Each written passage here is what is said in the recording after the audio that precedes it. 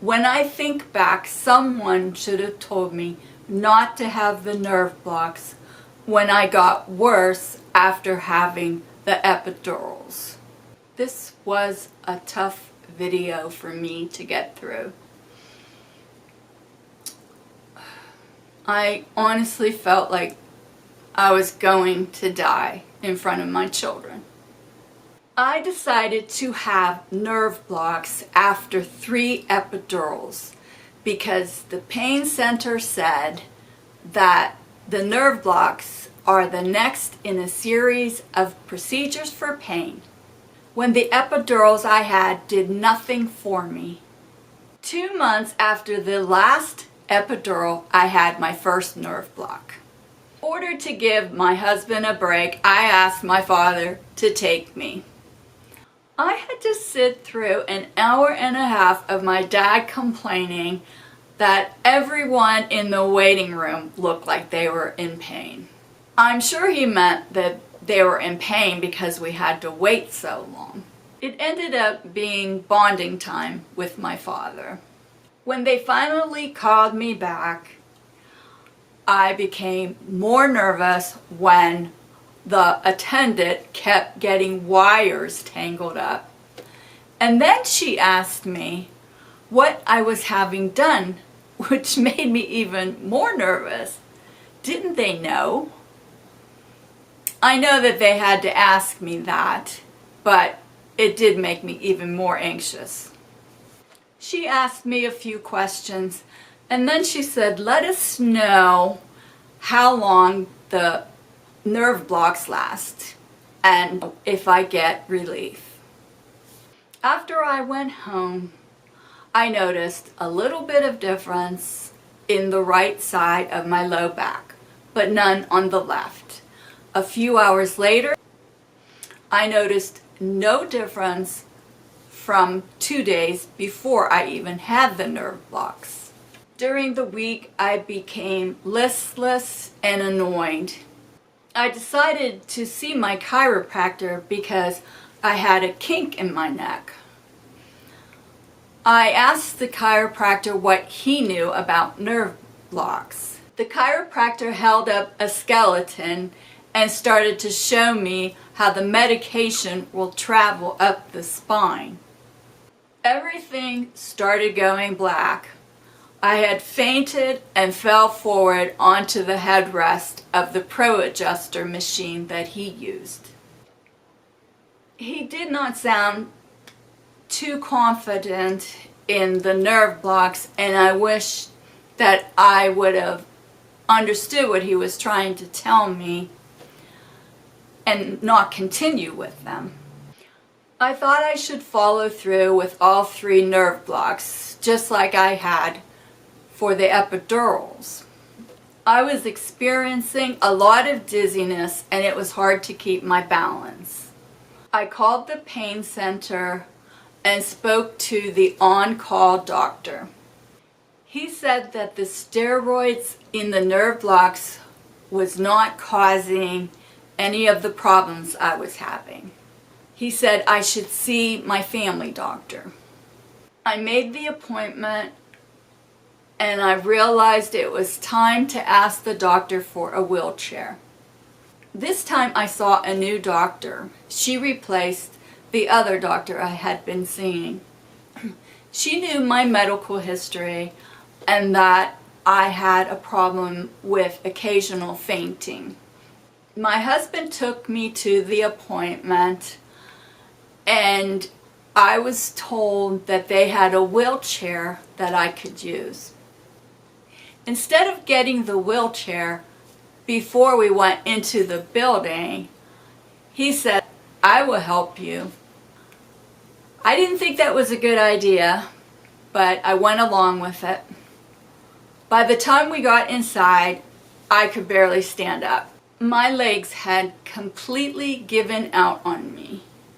The waiting room was full and I felt like everybody was staring at me. I didn't know what to do. Should I get on the floor and feel stupid, or should I hang on to the counter and feel stupid? So I decided to hang on to the counter.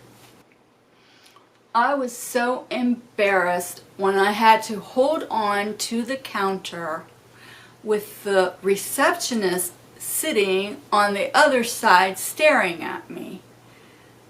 I don't think she knew what to do either. They finally brought the wheelchair to me.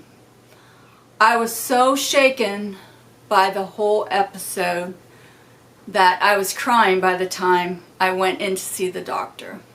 The doctor said that she would get me a wheelchair under one condition, that no matter what, I needed to see a psychiatrist.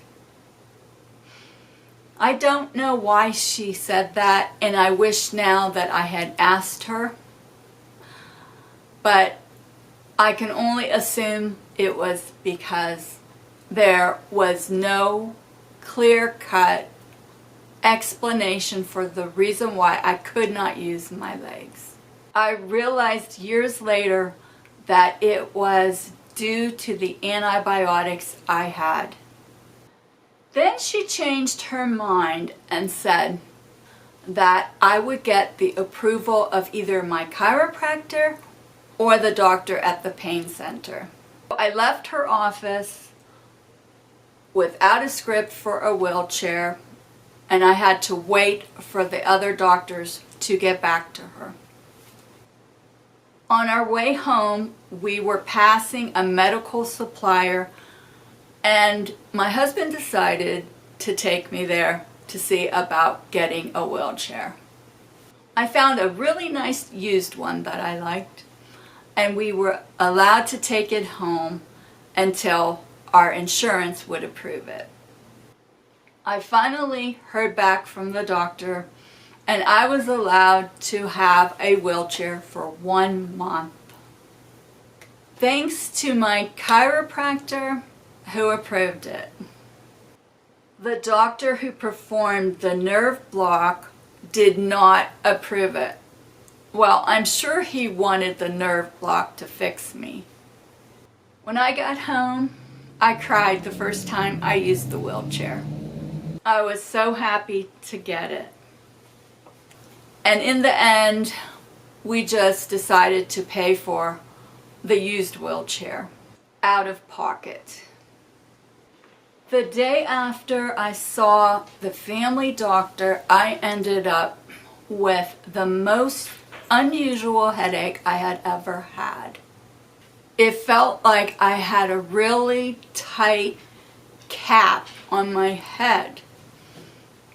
It was so bad that I couldn't have the lights on, I couldn't have the TV on, it had to be completely dark and quiet. I could not even eat. All I could do was lay in bed for 2 days until it left.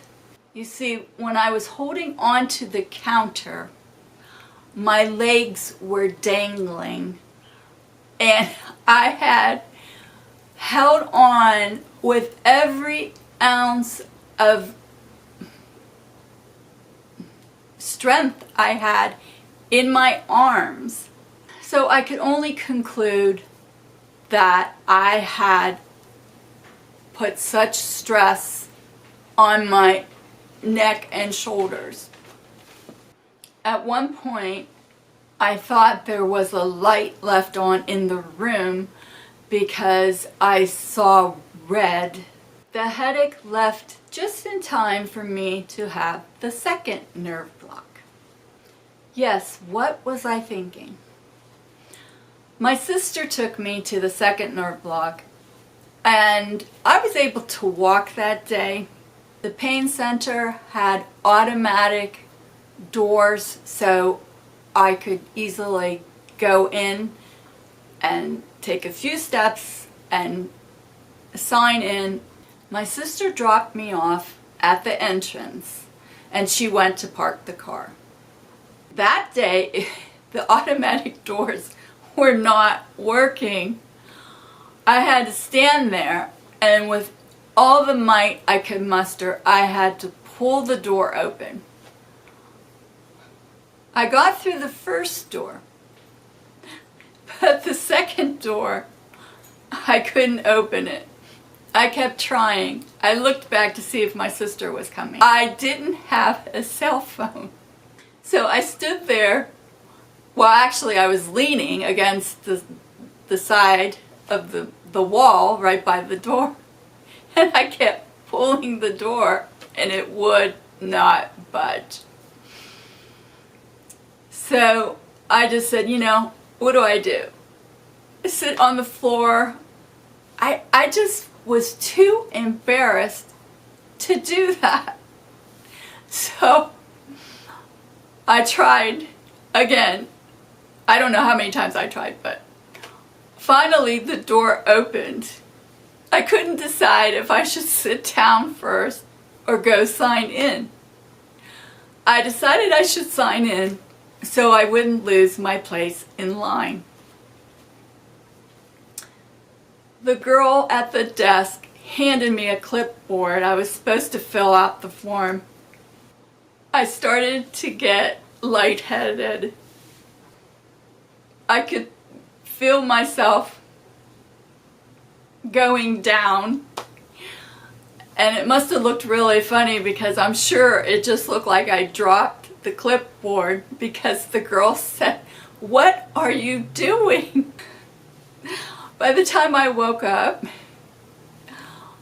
I looked up and saw my sister standing over me, and someone quickly brought a wheelchair over to me and took me back right away, so I didn't even have to wait. But it was on that day that I realized I could not depend on my legs again. I hardly had any relief. I was dizzy and the pain increased, and I had spasms in my neck. I did not take the instructions on the paper that the doctor gave me seriously. For the third nerve block, I had my dad take me, but this time he was just dropping me off.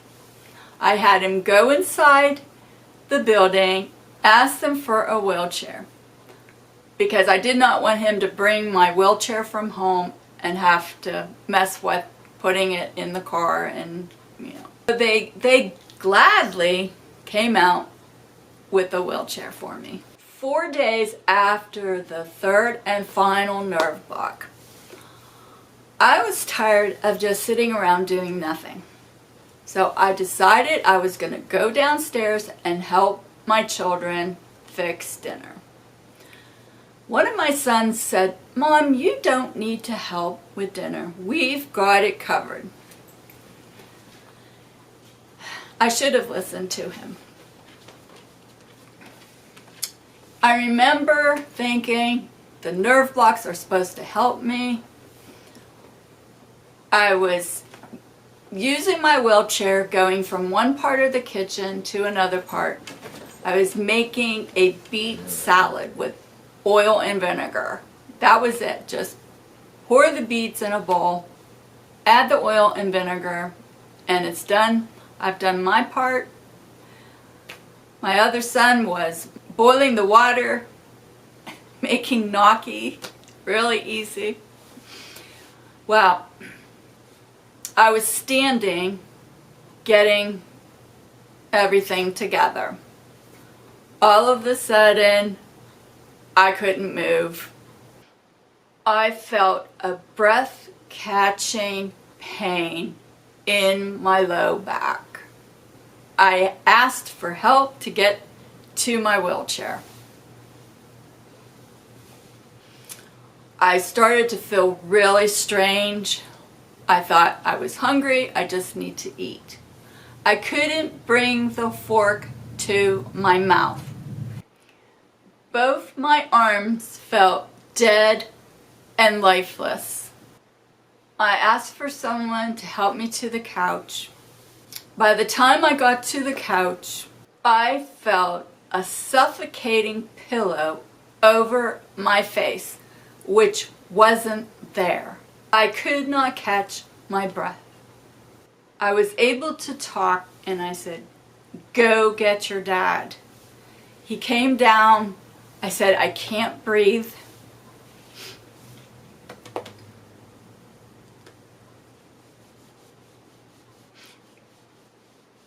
But I did not want to go to the hospital because they were not able to help me before, and I did not want another hospital bill. We did have fairly good insurance, but I still had co-pays to pay. My late husband was a nurse, and he reassured me that I was okay, that I looked pink, but I still felt like I could not breathe. I just laid there and I told him not to leave me. And eventually I did feel like my lungs could expand and I was able to breathe. I had recurring neck spasms that triggered a severe migraine. I kept having the neck spasms, so I went to my chiropractor thinking it would help. I asked him if he thought a neck brace would help with the spasms, and he said, "Yes, I have one and you could take it home." Every time I removed the neck brace, the spasms came back. I had to wear it for 2 weeks. Years later, I am still having to wear a neck brace when I am in a car. I never recovered from the damage done. These are the 2 papers they gave me at the pain center explaining the epidurals and the nerve blocks. They're very similar in that they both use a steroid and an anesthetic. The epidural is an injection into the epidural space of the spine, and the nerve block is between the facets of the spine. The risks are very similar, but they both said, generally speaking, this procedure is safe. However, with any procedure there are risks. The most common side effect is pain, which is temporary, infection, or worsening of present symptoms. The other risks are related to the use of cortisone. These can include weight gain, increased blood sugar, water retention, and suppression of the body's own natural production of cortisone. So they both say that your condition could become worse, which mine did, and I never recovered. I never went back to the way I felt before I had the epidurals and before I had the nerve blocks. The paper on the nerve blocks also said that it is recommended a responsible adult stay with you the evening of your procedure. And you are not permitted to drive home. Like the epidurals, it is done in a series of 3, approximately 7 to 14 days apart. In addition, it states, if you have experienced no relief from this procedure, or you received complete relief before receiving all 3 blocks, you should not complete the series. I didn't quite understand how much relief I was supposed to get. All I know is that it went horribly bad for me, and I would never recommend them to anyone.